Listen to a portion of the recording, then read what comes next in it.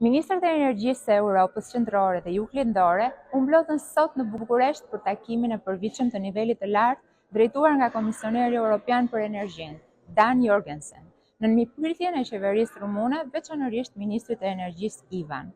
Të gjithë ministrat kanë relatuar për situatën energjetike të rajoneve përkatëse, përgatitjet për dimrin 2025-2026 e mbi të gjitha sigurinë energjetike, edhe në optikën e kërcënimit që vjen nga përdorimi i gazit rus. Kam përfituar nga rasti të ndaj në këtë event një arritje të rëndësishme të Shqipërisë gjatë këtij viti, bazuar në strategjinë kombëtare për diversifikimin. Për herë të parë, raporti 8 mujor për 2025 tregon se kemi arritur të krijojmë 10% të kapaciteteve gjeneruese nga burimet diellore, duke çuar kështu raportin total të prodhimit të brendshëm në 90% hidro dhe 10% energji diellore.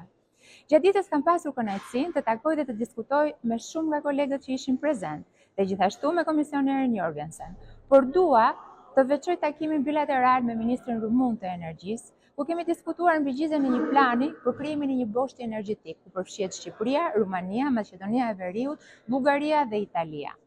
Bashkëpunimi i gjerë rajonal ka treguar se është dhe do të jetë baza e një suksesi të garantuar për sigurinë energjetike europiane.